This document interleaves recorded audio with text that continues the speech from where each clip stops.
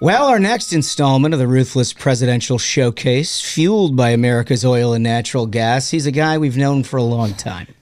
He's a good man, you know, relatively, if you know people that we know, they can kind of vouch for him in some ways. He's Chris LaCivita, is a senior advisor for the Trump presidential campaign. Is that your correct title, senior advisor? I don't worry so much about titles. No, you never have. Yeah. Well, you've had a lot of them. Titles get you in trouble. We've known each other a long time. Long time. You've been in this line of work for a while. I knew you, obviously, when you were running a ton of Senate races. But you've done almost everything there is to do in politics, and then here you are. You decided to do the craziest thing of all. So 32 years. Yeah. 32 years.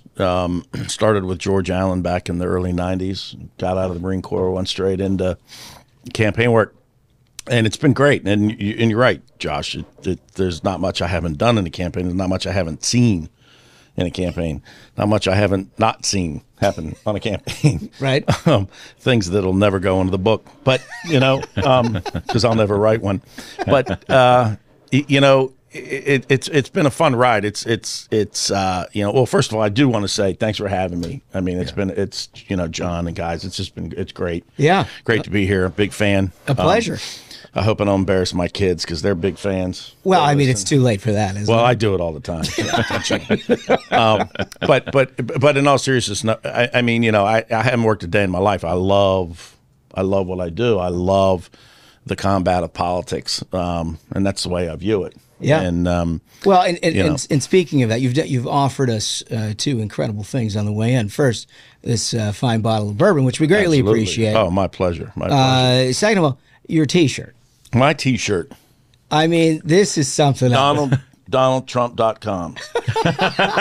It is outstanding. These are available for sale. So for our audio-only listeners, this is a mugshot of former President Donald J. Trump with a big black bolded "not guilty" underneath it. Yes. I imagine you're selling a few of those. Just a few.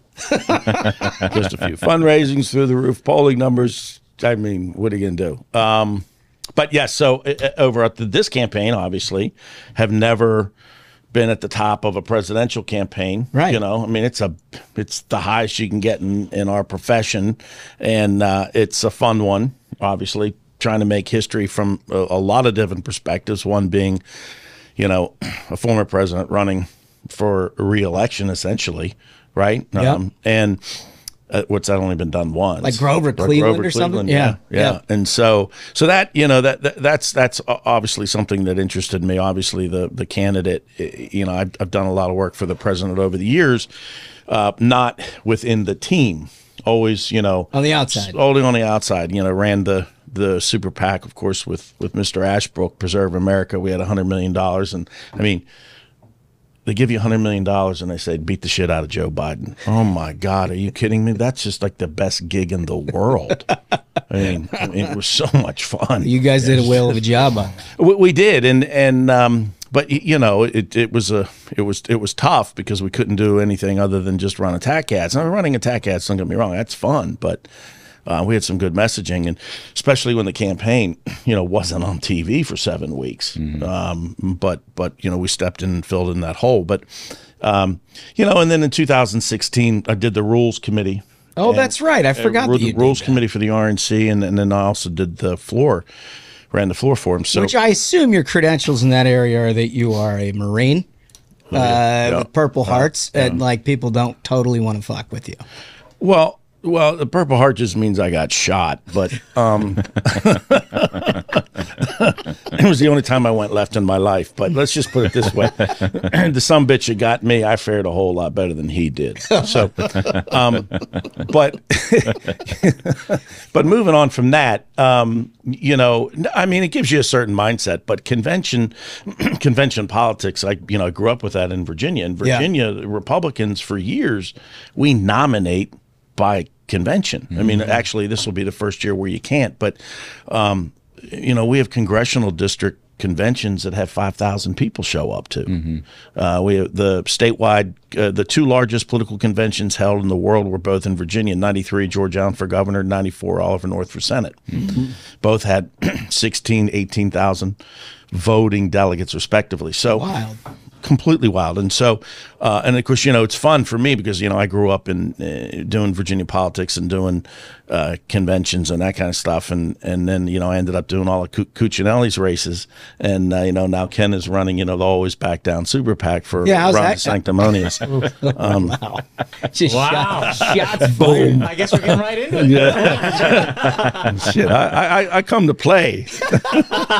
So how is that? I mean, look, you've had a close relationship with him over the years. This is It's fun. clearly very different sides. You know, it won't be the first time, but I mean, he jumped ship and worked for Cruz, excuse me, back in 2016. Yeah. Right after Cruz played such a huge part in screwing up his governor's race in 2006 in 2013, you know, shut down the government, didn't have a reason why, and then opened it 2 weeks later. And by that time, instead of talking about the disastrous rollout of Obamacare online, we were talking about, you know, why people can't visit the Washington Monument. You know, Yeah. and I mean, look, that was, and it ended up to be a tight race. despite being outspent $25 million by McAuliffe and not being on TV, excuse me, for the last 3 weeks of the campaign. Yeah, to lose by 2 points. Yeah. Losing sucks, even losing close. But, you know. So you feel like you got the right side here. This time? Yeah. In this race? Yeah. Oh, yeah. Yeah. I mean, you guys got to be feeling pretty confident. I mean, here's the thing. I wouldn't Chaos. be doing it if I didn't think I was on the right side. I mean, people could say what they will, but you know, there's this old saying: if you're not taking flack, you're not over the target. And this guy's taking a lot of flack from everybody, and I consider the source. And when I consider the source of the flack, then I'm thinking to myself, yeah, this is where I want to be. Well, you're taking your experience to this campaign. I mean, for Correct. these guys give me a hard time for talking to reporters, but I do. Just something that you got to do in life. And what I hear from reporters is that your team is very professional. They're always responsive. They're always providing facts back. Right. And what I've also heard is that your ground game in Iowa and New Hampshire are very professional. Right. Can you talk about what you're doing differently this time than they've done in the past? in the Trump war? And it's a great question. And it's not a criticism in any sense, but in 2016, you know, I think there's not a lot of people that would tell you that it was a really well-organized operation. As a matter of fact, it was a complete shit show, but they won. Yeah. Right. Yeah, right. They did a lot right. Right. But, you know, even President Trump talks about, you know, when he was doing and of course I was working for that campaign, Rand Paul for president. No, well, we supported Rand Paul. Yeah, for president. it ended right after that, Iowa. Matter of fact, I got my, you know, dear consultant letter. Thank you for your service. But I have it hanging up. It's actually a great Doug Stafford letter. But anyway, I had to say it because he knows what I'm talking about. Yeah, Dougie's catching strays here, right? The first 10 minutes. Absolutely. But it, you know, the president talked about this. You know, Ivanka was at this caucus on caucus night, and actually I was there. At the same one, because I was speaking there for Senator Rand and for Senator Paul, and Ivanka was there, but there was no campaign presence. I mean, there were like 1,600 people in this gymnasium, and there was no one there. Just her? Just her. And she's like, you know, there's no material, there's no organization, there's no check-in, there's nothing. So, you know, and the cruise operation had dumped, you know, an enormous amount of money, effort, great organization. You know, Jeff Rowe knows how to organize. I mean, I'll give the devil his due on that. I'm going to beat his ass this time, but that's more favorable treatment than I figured LaCivita was going to provide. No, but the thing is, you know, that all being said, they still only won. Cruz. Trump lost by 6,000 raw votes in Iowa and 1 delegate vote, despite having zero operation, like zero, against an operation that, was very well oiled. Extra, it was very well organized, and it's basically the same operation now. I mean, of course, I know they're doing a little things differently. They're bringing in people from San Francisco and New York City and all these out-of-staters to knock on the door of people in Iowa and then stand there. Is that an exclusive recruitment strategy out of San Francisco? It's San Francisco. It's probably Chicago. Probably, most definitely Austin, Texas. Good Lord! But so they're doing this thing where this is the always back down super PAC of wrong to sanctimonious, but they're doing this. What? You're on message. I'm on message. No, I'm having fun. But anyway, they're bringing in these people. They're paying them $15, $20 an hour, and Jeff charges $40, and so they're doing door knocks for the campaign, and they're literally attack scripts. Mm-hmm. Now, you can get door knockers to do a couple things. Standing on somebody's front doorstep in Iowa, telling them why Donald Trump sucks, in their opinion, ain't one of them. No, it's a tough place to do that. We don't like that in the Midwest. We don't care for it. Iowa and Minnesota, and you got to work for it. I mean, the Post gave it 1,000 words, which, I got a kick out of, but... jeez, he's going. But John was saying, we do talk to the press. We talk to the press a lot. A lot. Yeah. I mean, you get 30 calls a day. Yeah, but it sounds like your guys are very responsive. Responsive, aggressive, obviously. You're organized. You're taking nut shots at them over the weekend. That's what I wanted to ask about. Yeah. Specifically. Oh God. Here we go. There's a bit of a flare up. So I guess Ron DeSantis was planning to go out to the Basque Fry. The Basque Fry in Nevada, where one of the things that's on the menu apparently is testicles. Oh, it's not apparently. It is. They travel to Nevada to eat testicles, fried ones from a lamb. And so you had some remarks that got attention. What did you have to say about that? Well, I just had a reporter call me and ask me, do you have any comment? That's your turf. That's the president's turf. And I said, it's not surprising that Ron DeSanctimonious would be going to Nevada to find a set of balls. Jesus. It's just, look, this is kind of what you wanted out of this primary campaign. Fun. It's fun. It's fun. Like, if we can degenerate to this level in June, I love it. This is going to be the best campaign of all time.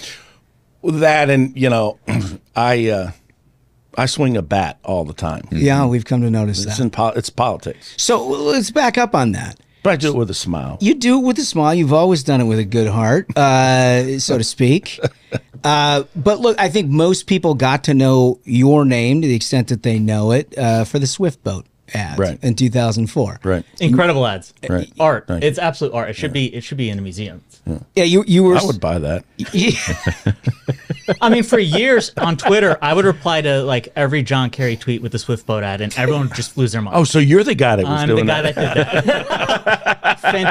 Fantastic ad. Yeah. That sort of launched you into a different echelon, I would imagine. In 2000, I managed George Allen's Senate race against Senator Robb, and then I went to the Senate committee when Bill Frist was the chair, and I was the political director, and that's when the political committees mattered, because we had soft money and hard money. Yep. That's when the parties mattered. I think since McCain-Feingold, the parties have just become, irrelevant, but which is unfortunate. But in 2004, I was doing the independent expenditure for the Senate committee, and George Allen, my old client, of course, was the chairman. And Rick Reed and Rick just passed away last year, and Rick was like one of my early mentors, great guy, a talent. He and I met with the Swift Boat guys, and I remember I sat down with these guys, and they showed me John O'Neill gave me the manuscript to his book, and he's like, "Hey, can you read this and let us know what you think?" And I'm like, "Yeah." So I literally. I think I must have drank 2 bottles of wine that night, smoked 2 packs of cigarettes, read the whole damn book.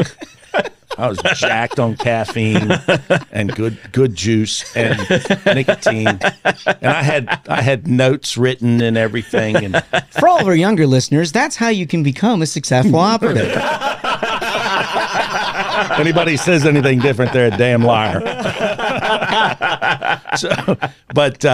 and I said, look, this is like a third of this stuff you can't even put in print. There's just you can't do that. And so we, John, used it around a little bit. But yeah, we got together, and Rick and Rick Reed did as much as I did, and I did as much as Rick. Rick and I were literally the perfect team for that. And Rick's uncle was Admiral Lonsdale, who was actually one of the Swifties. So he had that personal connection. And so we spent, I had protesters at my house, and this was before the internet was really big. Yeah. Right? It was just coming out. Yeah. And I remember I had my car parked and at the production studio, and there was a note that was left on my car that was like, "You're going to die." Ooh. And so I just left a note back for the time and the place that I'd be more than happy to show up. You tell them they better pack a lunch? What was funny was, no, they packed more than pack a long lunch, one for eternity. But the thing about it was the note was off my car when I went back out. Yeah. But, I went to the place, but no one showed up. So they didn't take you up on the offer. It's unfortunate. So I got to ask you this. So, listen, long career, everything leads up. You do work on the outside for President Trump, 16, 20. Somehow you get into the middle of this orbit. Had you met directly with Trump, I'm assuming, while he was president, and got to know him a little bit? No. Not at all? No. Okay, so this is what I'm wondering. So when do you meet him, and what's the context of you? Is he interviewing for people to help him out on the next presidential campaign? How does this work? So I was introduced to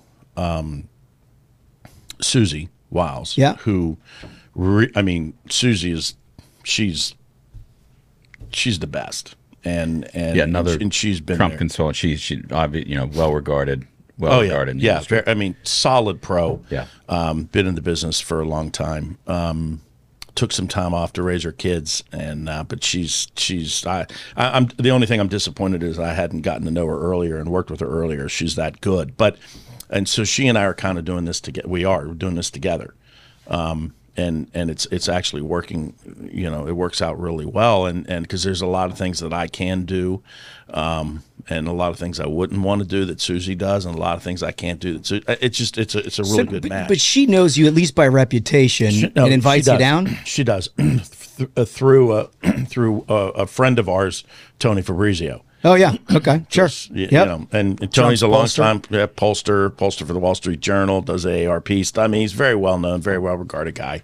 So Tony introduces us, and we have dinner, and I met with the president at Mar-a-Lago in June of 22. Okay. Oh, so not that long ago. No, it's the first time I met him. We're talking like a year ago. Yeah, a year ago. Yeah.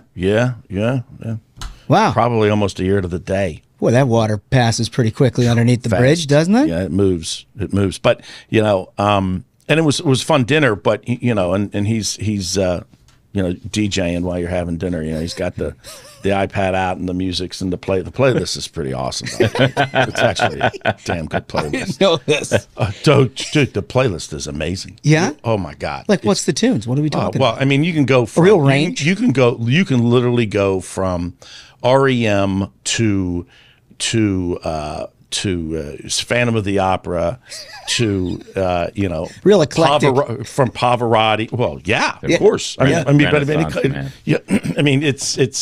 It's a highly entertaining list, but it's one it's unpredictable. Yeah. Leave it to LaCivita, by the way, to have a meeting with the former president about, sort of high-minded things. And he's like, it's a hell of a playlist. Great DJ. Yeah. Great DJ. I was thinking about it, but then I went up in, I guess it was July for a second meeting, and it was at Bedminster. Mm-hmm. And I'm in his office, and it was the day Roe v. Wade was overturned. Mm-hmm. So that, I think late June. It was late June. Yep. And I remember sitting at his seat, right in front of his desk, and I got the alarm, and I think it's rude to check your phone when you're in a meeting, but for whatever reason, I picked up my phone and looked at it, and I'm sitting right in front of him, and I was like, Mr. President, you just did what a lot of people have never been able to do. You just overturned Roe v. Wade. And he picks up his phone, and we're looking at it, and wow, so, that's a historical moment. It was a historical moment. So to be there at that particular time was really cool. Yeah, it was a moment. So at what point? And I imagine there's consideration that what a campaign looks like and whether we're going to launch one at all and all of that kind of thing. At what point does it become clear that you yourself are going to be in the middle of a presidential campaign for Donald Trump? When did I decide that? Or yeah, I mean, when does it become clear that like I'm in here and we're going? So last year in 22, I was doing, we did about $17 million worth of ads in the super PAC. We did some in, we did a lot in Pennsylvania. We were trying to do, lay wood on some of the Democrats, but it was probably early November, which wasn't a great time. No, at all. Well, and this is why I asked, right? Because the timing of this campaign was a little bit interesting because Republicans themselves were at an all-time low. I mean, we had underperformed in a midterm. And you know how it is at the end of every cycle, midterm or presidential, if you underperform where expectations are, there's just a state of depression in the party. Right. Nobody wants to give anything. Nobody wants to do anything. Nobody wants to talk about politics at all. They just like, let me give it a reset here. Yep. You guys just jump right in. Which is him. I mean, I worry about things that I can control, right? And that's the mechanics and the campaign side of things. I'm under no illusion that you go into this job thinking that, in campaigns, by nature, political consultants, we want to control everything. Yeah. Right? Yeah. I mean, we want to control everything, including the candidate. Yeah. There ain't no control on this one. So why even think about it? Why even bother with it? People say, well, let Trump be Trump. That's how they say it. But no, it's a matter of you're not going to micromanage this guy. No. Right. Let alone manage. Yeah, right. But I got to tell you, and I've been around a long time. I've seen a lot. I've heard a lot. Yeah. I've done a lot. But this guy's gut and his instinct for hitting at something at a particular time, I find striking. Yeah. I mean, it's like, whoa. And of course, the first thing goes through my head was I'd be like, I don't know if I would do that. But then, 2 days later, I'm like shaking my head going, damn, how the hell did he know that? Because I find that amazing. So it happens a couple times. Right. And you're like, oh, geez. Oh, God, how's this going to pan out? And then you start realizing, oh, it's probably going to be OK. It's probably going to work out. I mean, it's, I mean, look, in retrospect, it definitely did work. Well, having the gift of hindsight. Right. But even at the time. And so now I worry less about those things and commit myself to providing him the organization along with Susie that he deserves. He deserves a campaign apparatus that he's never really had before. I mean, he had a relatively good one in 20, but that was driven by the fact that he was the incumbent president. But so we are as a team bound and determined to give him what we think he's entitled to, which is a top-notch political organization whose goal is to win every fucking day, every fucking battle. There's nothing in between. That's all we want to do. And that's a strategy that works. You guys have a commanding lead, and it's really hard to see how anybody niches into that. But it hasn't come without a cost to you. There are Democrats who are trying to pitch oppo on you to these liberal reporters. Yeah, right. What is it they're trying to? Well, so I got a couple calls last week, and there are some of our friends on the Republican side that are pitching oppo on Susie, but gotta love this game, right? But I had crazy, it's crazy, but I had a couple of reporters call me and say, hey, LaCivita, when I was landing And I had a reporter call me, and she says, "Hey, I just left a message for me." She said, "Hey, I just had somebody pitch some oppo on you. It's funny as hell. Give me a call when you can." And I'm taxiing, and You're like, "Oh, son of a!" I want to get off the plane. Because I want to call that reporter like right then, but I got to go through, and I do all this stuff, and finally I get outside. "Hey, what's up?" It's like, and they start reciting this package, and I said, "Well, first, let me ask you: is it coming from the right or is it coming from the left?" Because I know they're not going to tell me their source, and they're like, "It's coming from the left." And I was like, "Oh, that's amazing! Thank God. That's awesome!" And they What is it? What is it they're pitching? They're pitching this narrative that this guy LaCivita, he's kind of interesting. He shot a goose while he was on the phone with a political reporter, which is true, by the way. Wait, that's considered oppo? Yeah. Can you tell that story? Yeah. But and then and he used to yell at people okay, that happens in politics. So years ago, I don't even know how long ago it was. Maybe it was 2010. It was 2010. Yeah, I remember where you were then. Yeah, I was at the Senate committee with you, and after I was brought there under false pretenses. But that's another story. That's how we did it. Yes. So what was funny was being accessible, right, comes with costs. So, and that's what I love about my gig. I can do it anywhere from, but this particular case, I was in a goose blind because I shoot shit. That's what I do. Animals, little ones, flying ones, but I eat everything. So, very responsible with a glass of Chianti, and fava bean,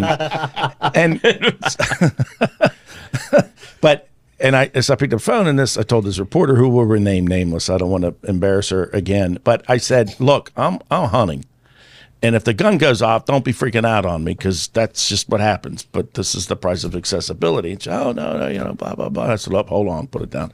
Pow pow pow pow pow. Damn geese dropping all over the place. Pick up the phone. "Are you okay?"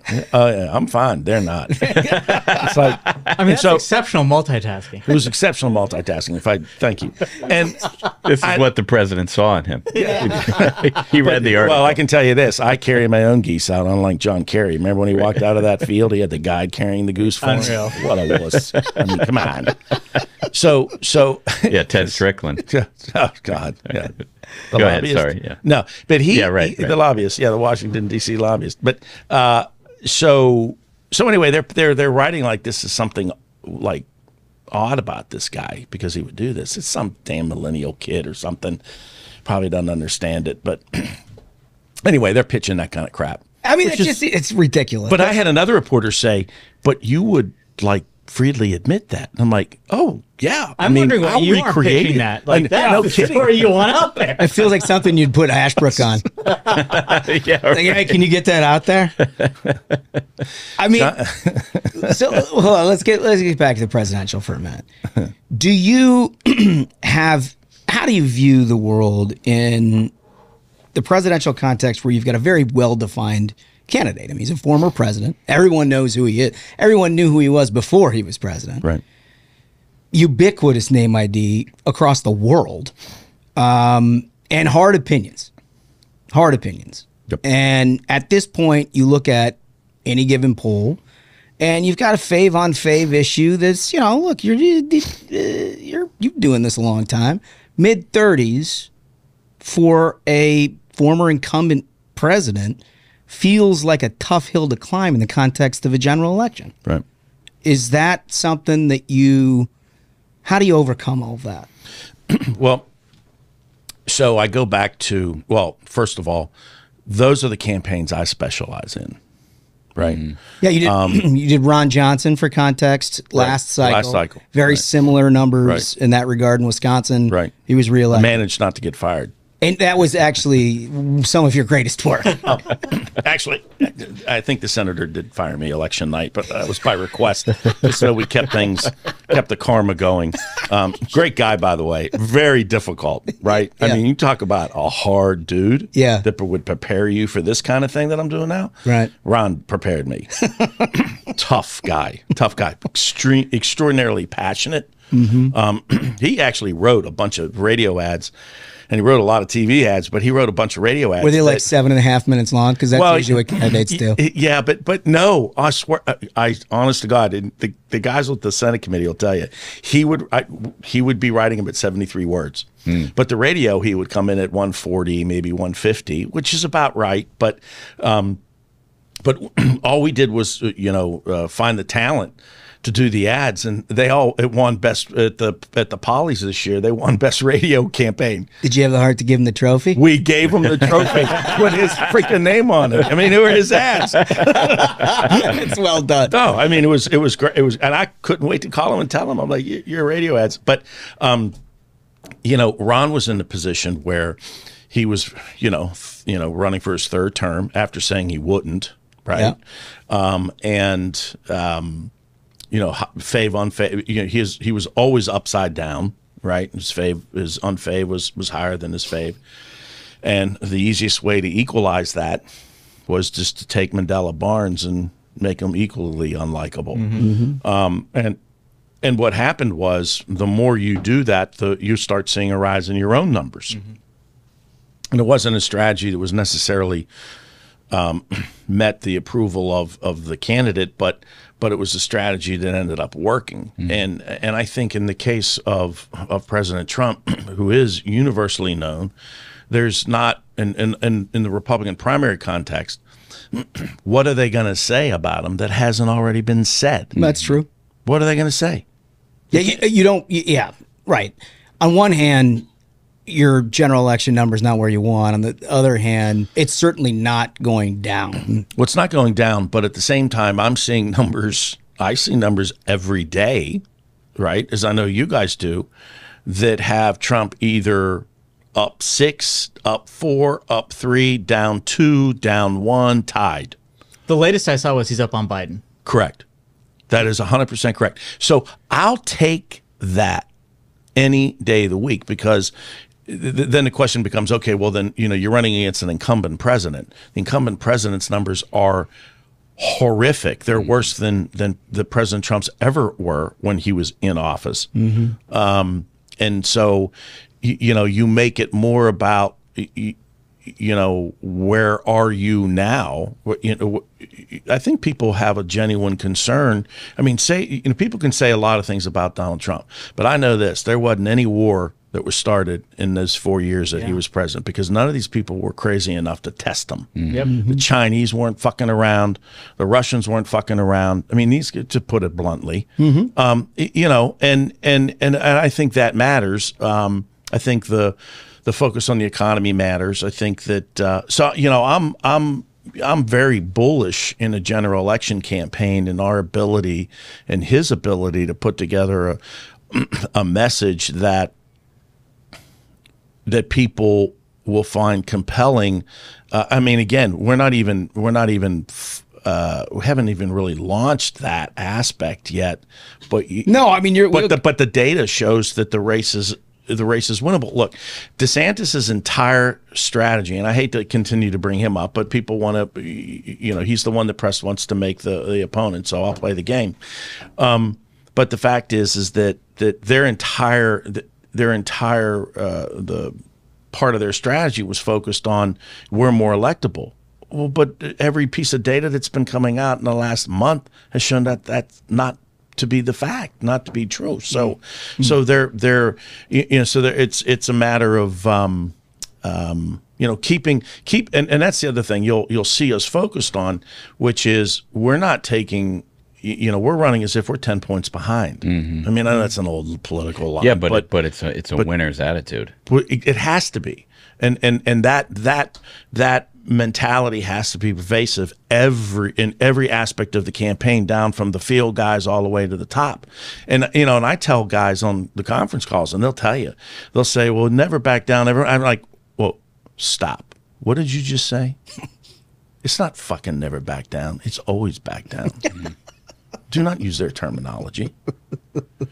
And I mean, it's their name. for them. This is why the guy's good, me. right? He's like not accepting this. Right. No, it's, I don't buy that. It's like go fuck yourself. And honestly, no offense, seriously, no offense, but fuck you. None taken ever. Sorry, Mom. One thing I wanted to ask you is that so now it seems like pretty much everyone has jumped in.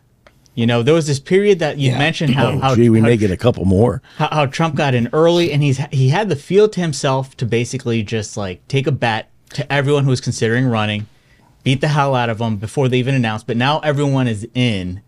What are your thoughts on the other campaigns that the other candidates are running? Are you impressed? Right. Are you disappointed? Do you think any are doing a lot worse than you thought, or any doing a lot better? So, but you also raise a point when, you know, everybody was like, "Oh, you need to." Everyone was telling the president, "You should wait. You should wait until January or maybe even February to announce." Right? And he's like, "Nah, no, I'm gonna do it in November."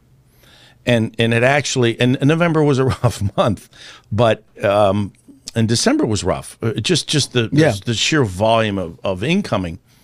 But the discipline, which is, you know, some folks don't necessarily use that word when they describe the president, but he's got an enormous amount of discipline to then announce.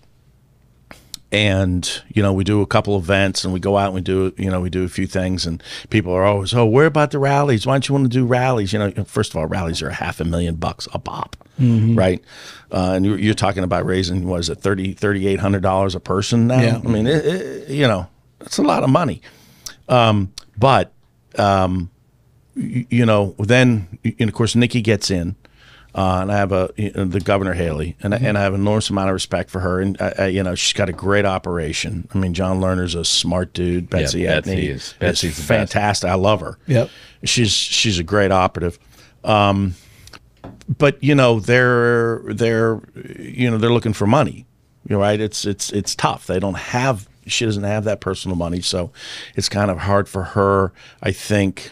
Just, you know, and then there's this, you know, this back and forth, you know, do I want to attack? Do I not want to attack? Do I want to, you know, you largely left them alone. I mean, you guys have basically focused on DeSantis. That's it. Yeah. And then, you know, the vice president, whatever. And then, although, you know, Mark's a smart guy, good guy, been around a while. Yeah. Right. Not necessarily campaign guy, but gets it. You know, Burgum, he's got Englander.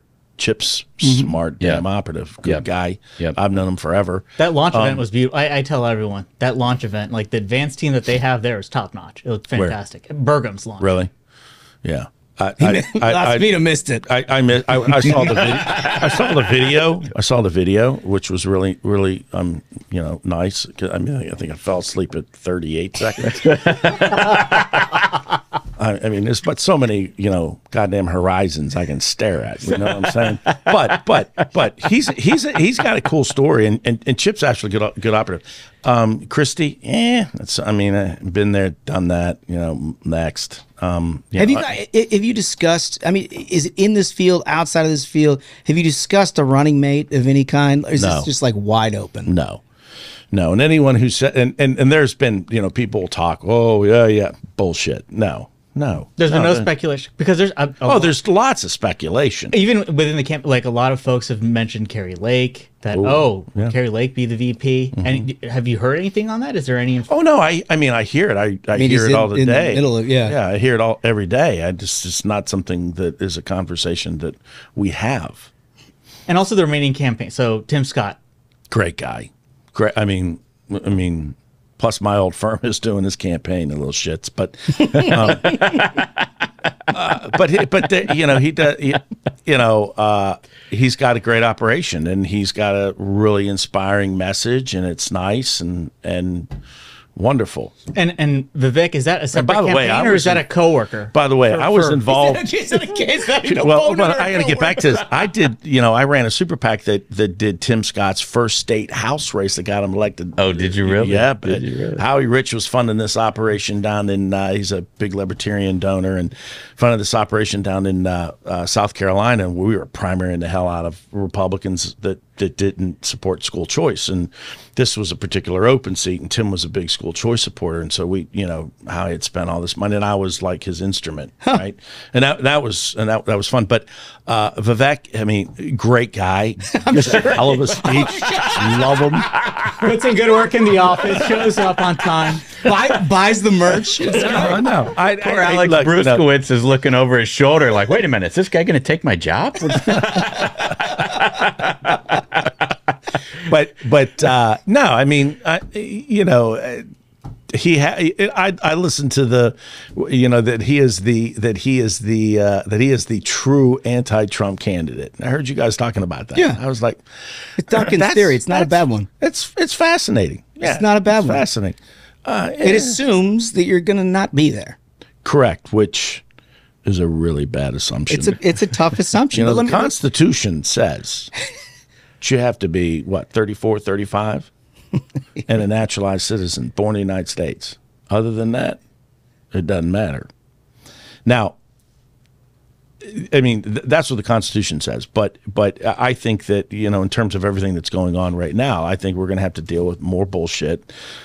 We'll have to deal with some bullshit, and I don't know because I don't get into legal discussions. But see, and that's the thing. I'm not going to put you in the middle of no, and I appreciate that because I'm sure my friends at DOJ are probably listening. Yep, very, very intently, and we welcome them as listeners and downloads. Hi, Jack. But I will say, it's look from a political perspective, right, not a legal perspective. Right. It's impossible to ignore that we're dealing with high-profile indictments and things like that. Right. And we've just not dealt with this in the context of a presidential nomination campaign. Ever. So far, it appears to have zero effect Correct. on the polling numbers in your primary. Right. Is there a point where you feel like water starts getting heavy to carry here, and or do you think that Republican primary voters are just basically so accustomed to everyone attacking Trump all the time that almost without regard of what you say about him, people just don't believe it? It's I think the American people can smell bullshit a mile away, and I think they smelled it with what was going on in New York City. Mm-hmm.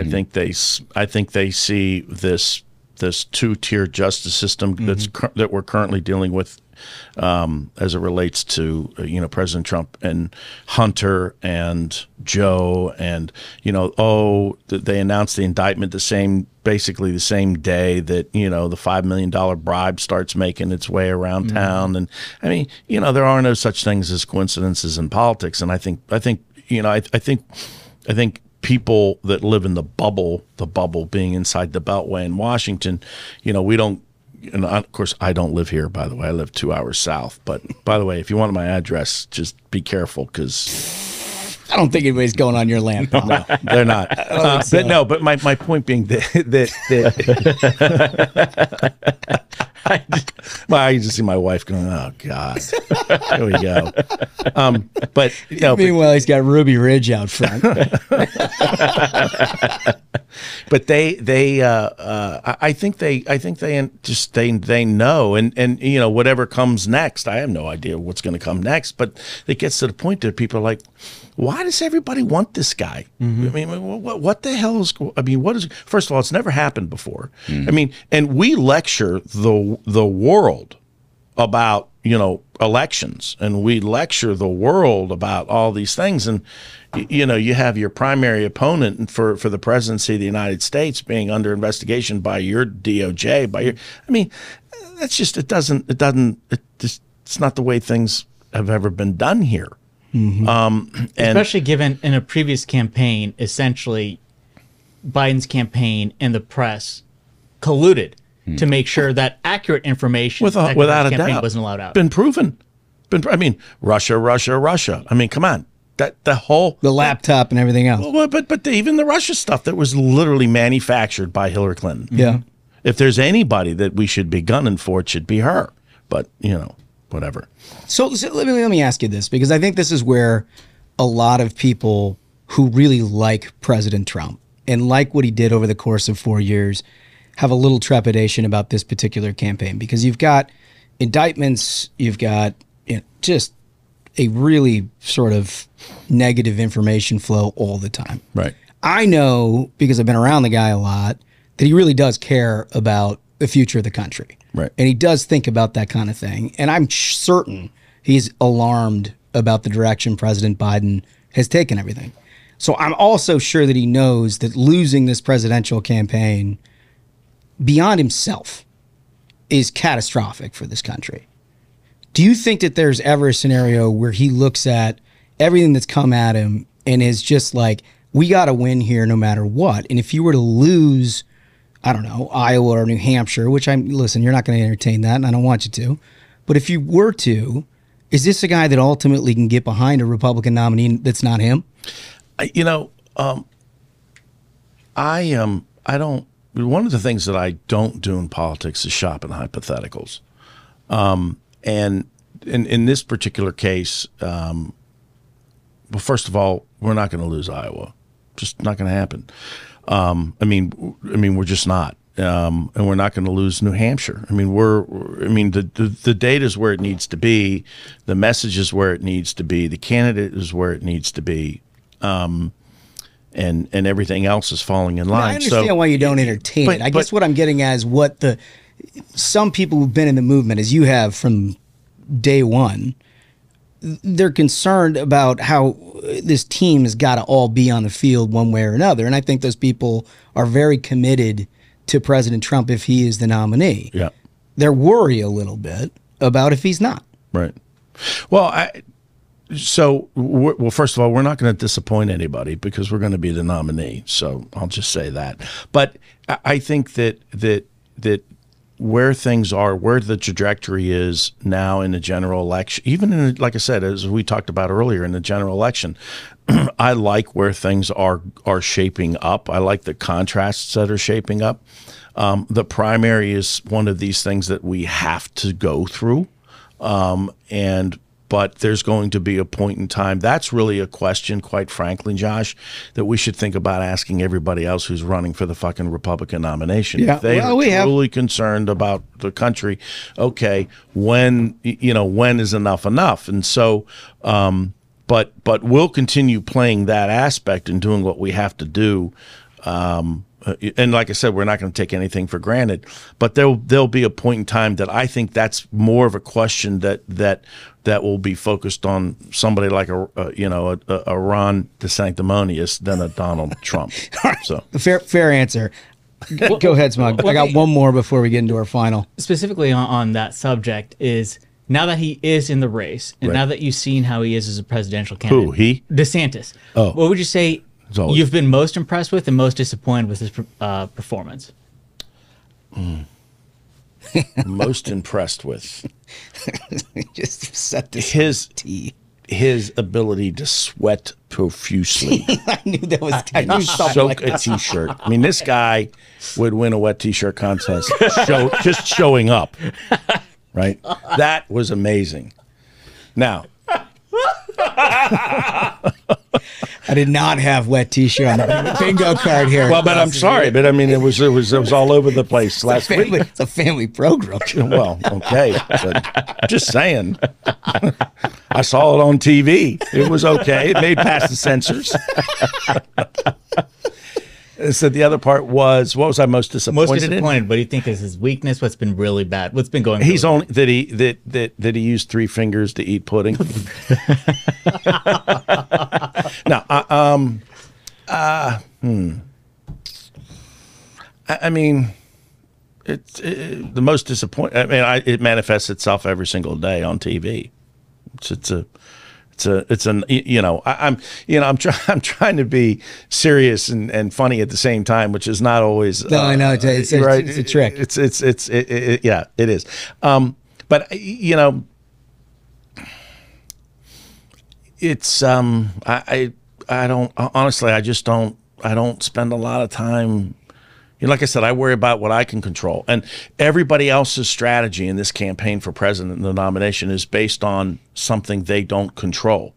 And That's interesting. we're the ones driving, right? And so we control what we can control, and we know what that is. I can't control what the feds are going to do in any given moment, but guess what? We'll make the best of it when it happens.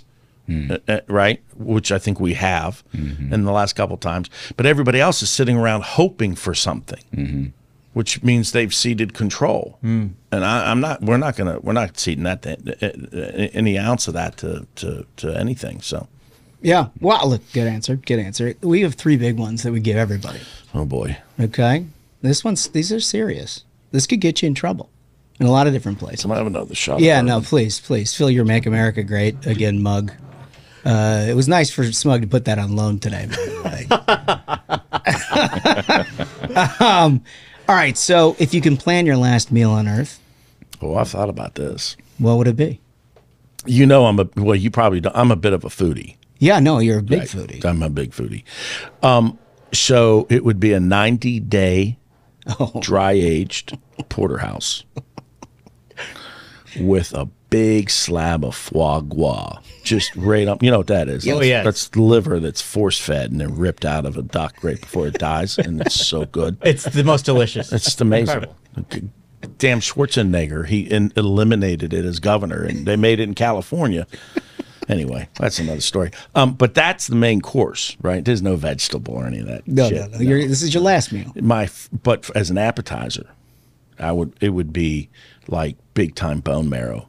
Oh, right? yeah. A little bit of sea salt on it. Sure. Oh, From the jeez. bone? From the bone? Yeah, just like the With the little spoon? the big bone, and split open, and you broil it, and you Yeah. sprinkle a little sea salt on it, and you scoop it out with a little spoon, and Maybe like some kind of a baguette. Some kind of a toasted bread. did he just say baguette? I did. I did. You're the one talking about foie gras. It's unbelievable. He tries to come back at me with that shit. It's unbelievable. So, and then just like a big ass baked potato that's just, or maybe potatoes fondant. There you go, John. It never ends. It never ends. A full Perry. So can we? We're doing a bourbon beforehand, and then like a tip topper of your finest red wine too. So my go-to, I love Angel's Envy, great, but my go-to is Buffalo Trace. There you go. I mean, it's like, I love that when I can find it, because in Virginia everything's run by the government. It's unbelievable. It sucks. Yeah. And One lottery after another, you have to enter yourself crooked into. as shit too. By the way, and there was all these guys at ABC that were farming it out to their buddies on Facebook. Fell off the truck. Shit, right. I never knew where the truck was. God knows I looked. When you're done with this, you and I are going to find the truck. I'm going to find the truck. By the way, if anybody out there listening knows where the truck is. Old fashioned, Yeah. Oh, yeah. Yeah. So Yeah. I mean, and usually smoked old fashions, sort of like my go-to, and then I'm a big red wine kind of nut job, so just like a big fat ass cab. Yeah. But probably, I know it's probably Super Tuscan from Italy. Oh, jeez, he's got very specific. I like. Oh no! I've got them all, and I know them all. I could go on for 2 days about it, but Yeah, fat ass is not a brand name. Fat ass is not. Actually, there is a wine out there that it's a Syrah. It's called Fat Bastard. It's actually pretty good. It's actually pretty good. They sell boatloads of it. I wonder why. All right, so if you never got into this line of work, you got blue sky, never got into politics at all. Blue sky, looking back with the benefit of retrospect, you can fill it with absolutely anything in the world that you want to do.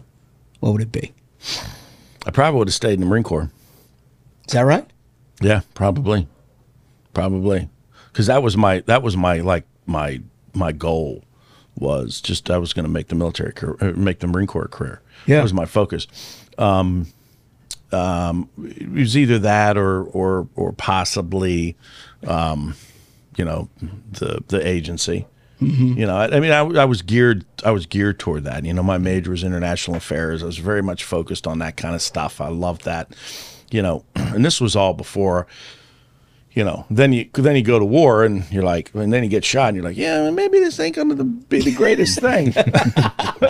My politics might sound like a little bit. No, you know, it was funny when I was in college. It was, you know, I went to Virginia Commonwealth University down in Richmond, and they literally created me. They made me a political monster. Huh. Because, you know, I showed up to class every day, and I mean, I got a great, you know, liberal arts education, but I was being told what to believe. Yeah. And it pissed me off. And yeah, so, that's not good. You don't want to do that with Chris LaCivita. Well, no, you just don't want to do it in general. It's really tough. But it, really tough way to approach things. But what was great was it forced me to, you know, go into class prepared, because I just wasn't going to be programmed, and all these other morons are sitting around you, you know, they just, you know, write whatever. But that's so funny. I mean, I feel like the same way. In college, I had one particular professor, same way. Like, I knew I was going to get left-wing stuff, but I knew I was getting a really smart guy. Yeah. And I wanted to go in there and work. Yeah. To try to make sure. But this guy knew what he was doing. Right. He knew what would piss me off. Yeah. And he knew what buttons to push, how to get me motivated. And he motivated, I mean, and it worked. But, you know, in the probably same not, time, they probably in their eyes, created a complete fucking monster. Unintended consequence. So I've got a question to add in before the last question comes, and then we've become something of an animal fighting podcast. Yeah. Smug claims that he could take a horse barehanded. Oh, well, and we've had no shit. No offense, Smug, but I mean, God Almighty, my daughter rode horses for 12 years. They're fragile, aren't they? People think they're tough. They take them like I tell people, if you own a horse, that's worse than owning a boat. It is 100%. Do you know what the name of my daughter's first pony was? No. Daddy's 911. Because that's what I would have been driving had I not been making the payments to that thing. It's true. What an amazing name. Daddy's 911. Okay. So what's the animal? What's the animal? Chris LaCivita, if you were to take what's the biggest one? Well, you know, barehanded. Oh, so no weapons. No. So I would have failed, because I generally always have one with me. You know, the belt is a great weapon. Well, I mean, that can count. You can get innovative. The point is, you can't shoot the damn thing. Right. Well, that's not fun. And it's not a man. Anything. Well, man's an animal. Well, we already know the answer to that. So, unfortunately, I would say, realistically, and being, I'm not going to say a wolf, because the wolf's going to rip your throat out before you get your hands around its throat. Okay. You could probably kill a coyote. I run into enough of them hunting that, you know, you think about, okay, what are you going to do with one comes at you? Would you bull charge it? Oh yeah, yeah. You got to take it on off. Well, you do that with a bear. You do black bear. Black bear. Yeah. If it's a grizzly, just bless yourself and say an act of contrition, because you're dying. You're fucked. A black bear, yeah, you got a chance. A big black grizzly, yeah, you're screwed. Or you're going to end up like Leonardo DiCaprio, and you know, you're crawling your way back to civilization.